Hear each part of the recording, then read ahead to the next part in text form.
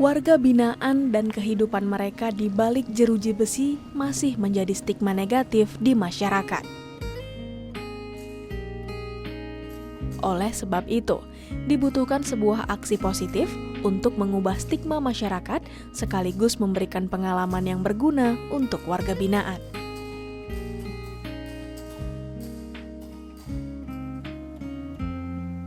Seperti kegiatan yang sedang dijalankan oleh Rutan Kelas 1 Labuhan Deli, Kecamatan Medan Marelan, Kota Medan ini. Adalah program kegiatan pembinaan asimilasi dan edukasi warga binaan rutan yang telah berhasil memandirikan warga binaan sekaligus mengasah keterampilan dan kemampuan dalam berbagai bidang.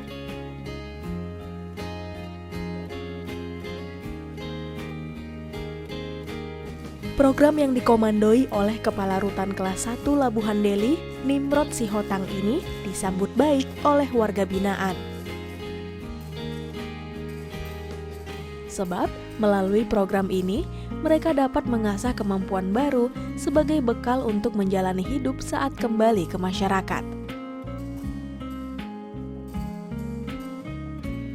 Pengawasan dan evaluasi berkala juga tentu dilakukan untuk memantau jalannya program ini. Selama 2 tahun terakhir, warga binaan yang terlibat dalam program ini tampak mengalami perubahan ke arah positif dan menjadikan mereka lebih berdaya serta mandiri.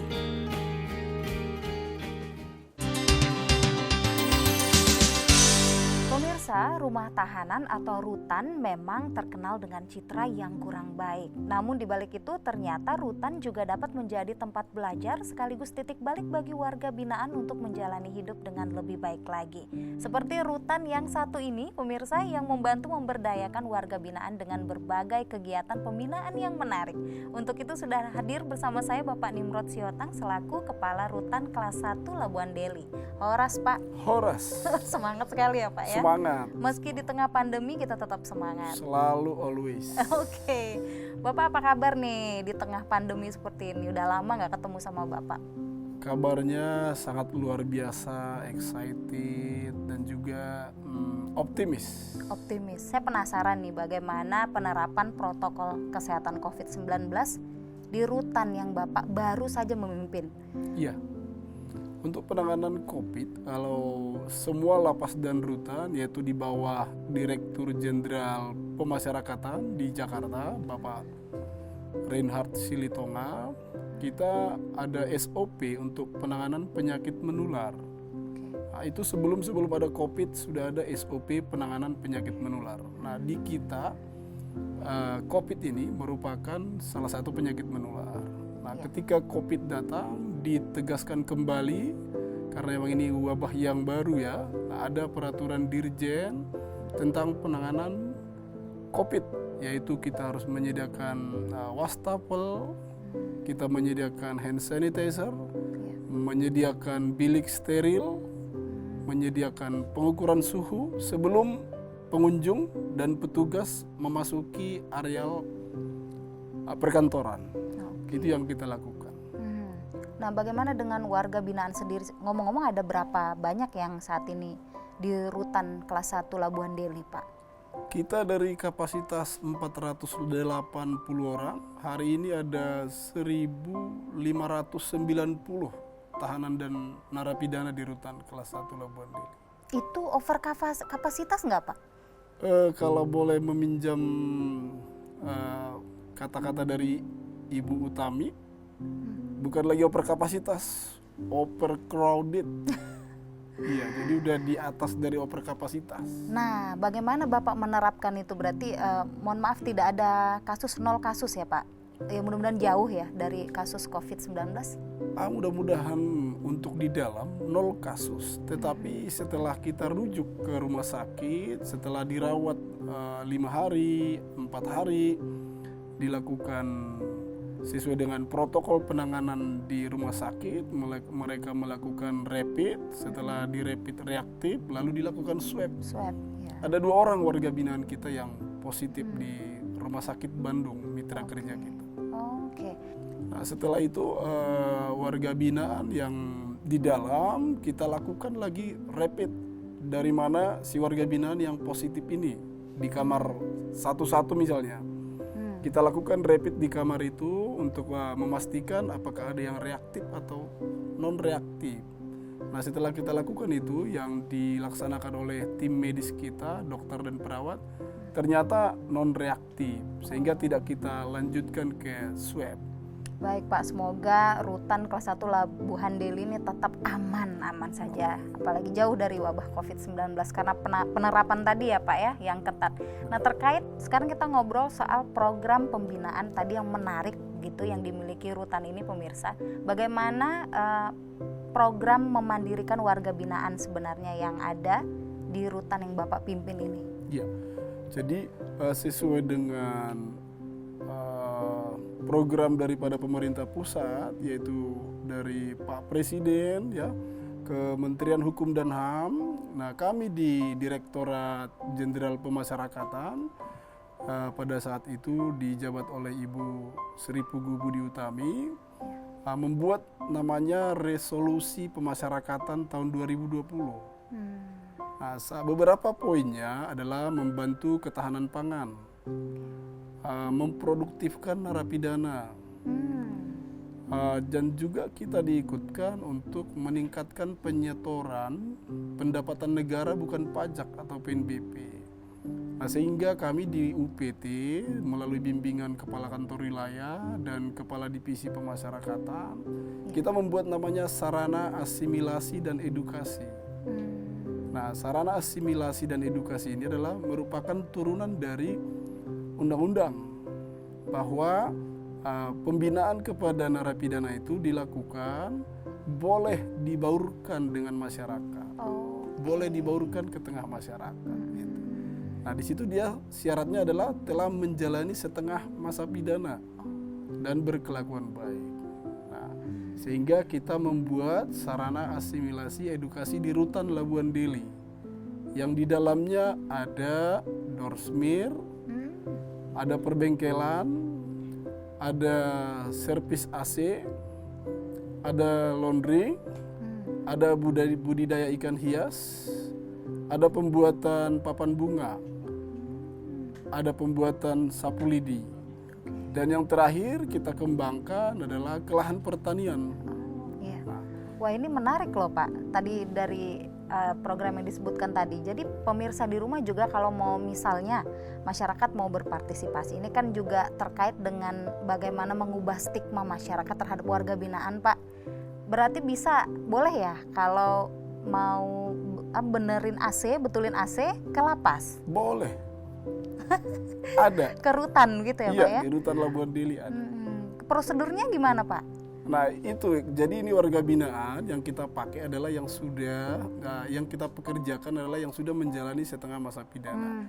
Namun memang inilah kendala kita semua di pandemi ini, COVID, mereka sementara ini tidak diperbolehkan untuk keluar.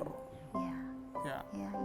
Maka mudah-mudahan pandemi COVID segera selesai, kita akan beraktivitas kembali dan lebih produktif sesuai dengan jargon Kementerian Hukum dan HAM. Bapak, bagaimana respon dari warga binaan sendiri terkait dengan kegiatan ini?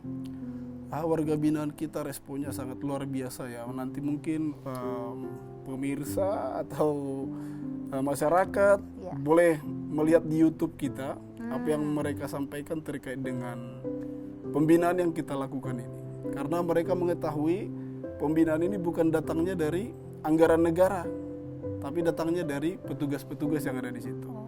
Dan karena kegiatan ini mungkin sampai saat ini bisa tercipta situasi yang harmonis di dalam rutan, bersih. Mungkin saya tidak segan-segan mengatakan bahwa sekarang rutan lapas sudah mulai seperti kebersihannya sudah seperti level-level perkantoran instansi yang lain. Wah, saya boleh berkunjung nih sesekali ke sana ya Pak ya. Tentu, welcome. Bapak, untuk mengembangkan skill ataupun life skill begitu ya, keterampilan hidup warga binaan melalui kegiatan pembinaan ini, karena kan ini tujuannya nanti ketika mereka kembali ke masyarakat, mereka ready begitu ya Pak, mereka siap. Apakah rutan ini juga membawa tim pengajar khusus begitu Pak? Karena kan keahliannya beda-beda, tadi ada yang mekanik, kemudian pertanian. Nah, sampai saat ini yang kita lakukan selalu menyurati dinas-dinas terkait ya. Kemarin kami berterima kasih kepada BLK Provinsi melakukan pelatihan servis AC dan listrik ringan, kalau tidak salah sebutannya itu. Lalu kita bekerja sama dengan Dinas Ketahanan Pangan dan Hortikultura Provinsi Sumatera Utara. Kami juga terima kasih kepada mereka. Dari situ kita melakukan kegiatan-kegiatan ini. Semuanya setelah dilatih terlebih dahulu secara skill, baru kita mengambil keputusan untuk melaksanakan kegiatan tersebut. Kita jeda dulu Pak, nanti ada segmen berikutnya kita lanjut lagi obrolannya. Pemirsa, setelah ini kita akan berbincang lebih jauh lagi dengan Pak Nimrod Sihotang, namun kita saksikan dulu tayangan berikut.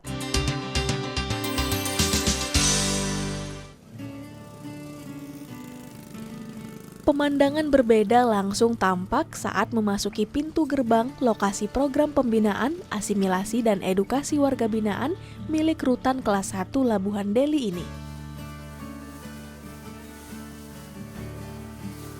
Ya, lahan yang dulunya digunakan sebagai rumah dinas kepala rutan dialih fungsi menjadi tempat pencucian kendaraan roda 4, kantin, laundry, bengkel, hingga tempat pengembangan bibit ikan hias.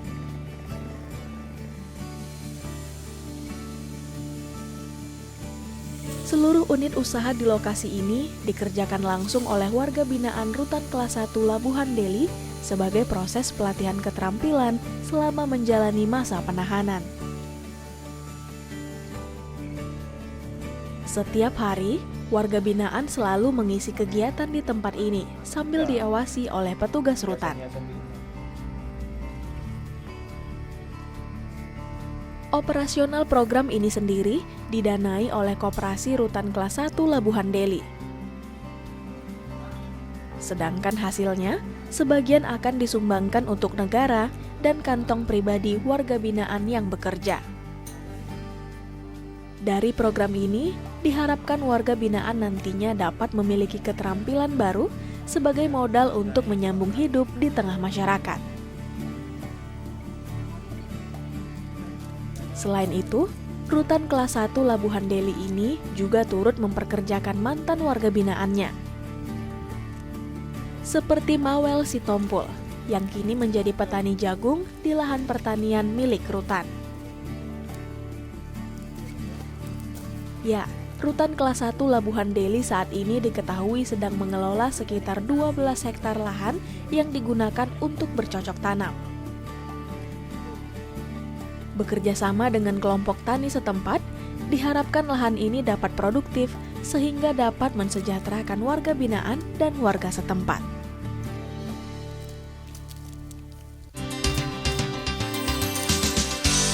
Pak, ternyata kegiatan pembinaan yang menarik ini semua dananya itu bukan dari APBN.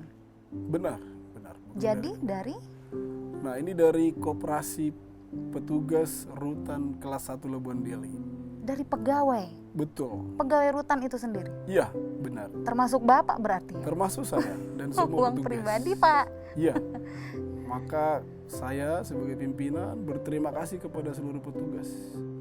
Jiwa gotong royongnya ada, untuk meningkatkan ekonomi kerakyatannya ada. Bahkan kita membuka lapangan kerja bagi warga binaan. Iya, wah luar biasa ini pemirsa, gotong royongnya ya. Betul. Tidak hanya itu pemirsa, warga rutan juga diajak untuk melakukan aktivitas pertanian. Ya. Nah ini tadi Bapak nyinggung di segmen pertama mengenai lahan begitu ya Pak. Itu lahan siapa yang dikelola? Nah, lahan yang kita kelola saat ini melalui kerjasama dengan kelompok tani Desa Helvetia. Apa saja yang dilakukan, Pak? Di sana kita menanam jagung dan juga menanam ubi kayu.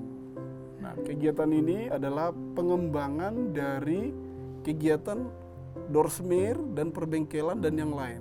Karena kita melihat sudah surplus, kita bisa ekspansi pengembangan kegiatannya ke pertanian.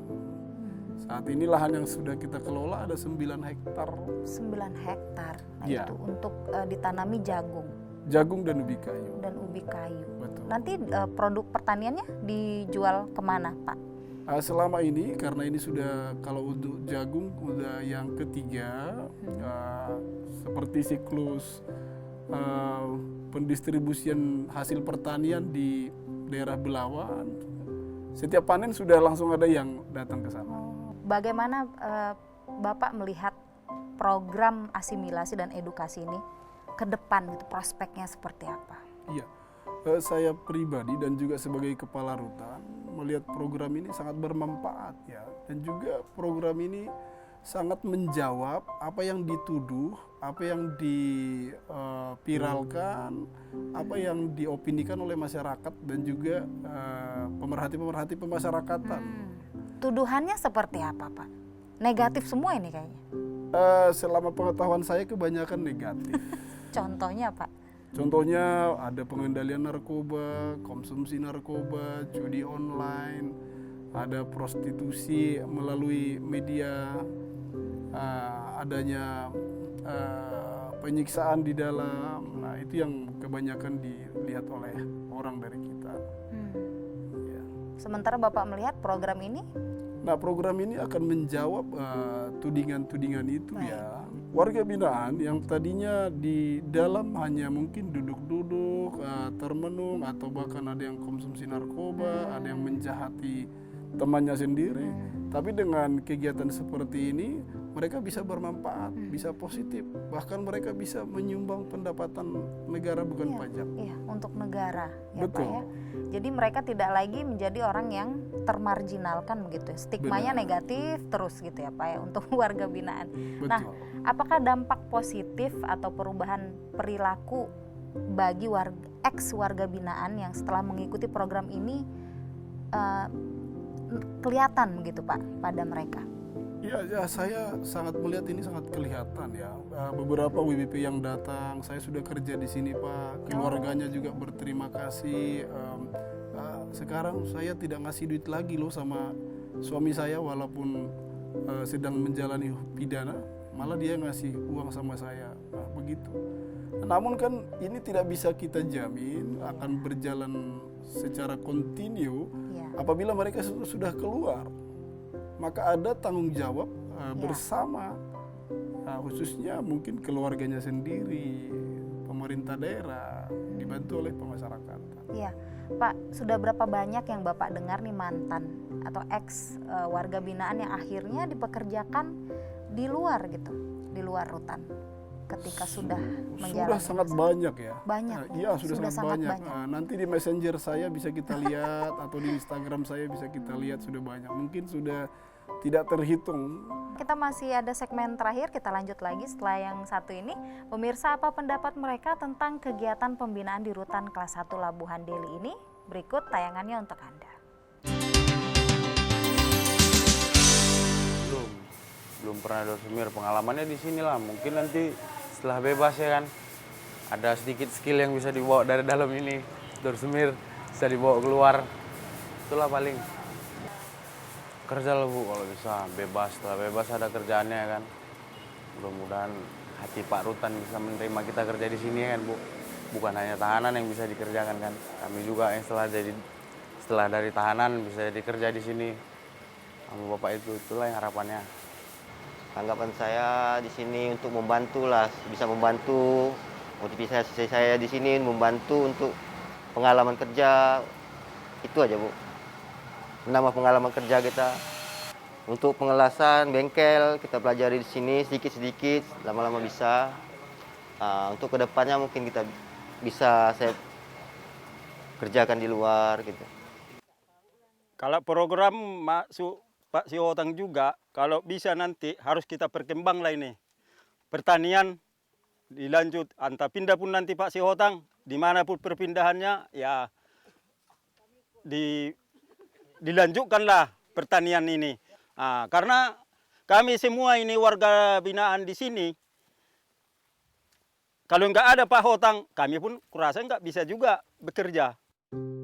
Apa harapan Bapak ke depan untuk warga binaan yang sudah mengikuti program ini?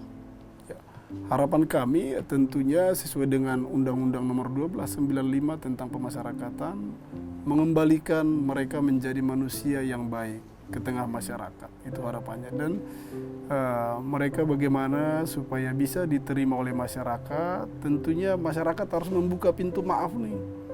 Jadi masyarakat kita berharap juga tidak memberikan stigma kepada mereka, sehingga mereka punya ruang, punya waktu untuk memperbaiki apa yang sudah pernah mereka lakukan di belakangan hari. Lalu kita juga berharap kepada pemerintah daerah atau BUMN atau juga perorangan, ayo kita sama-sama bergandengan tangan memperbaiki mereka. Hari ini mungkin korban mereka orang lain, tidak kita kenal. Besok siapa yang tahu.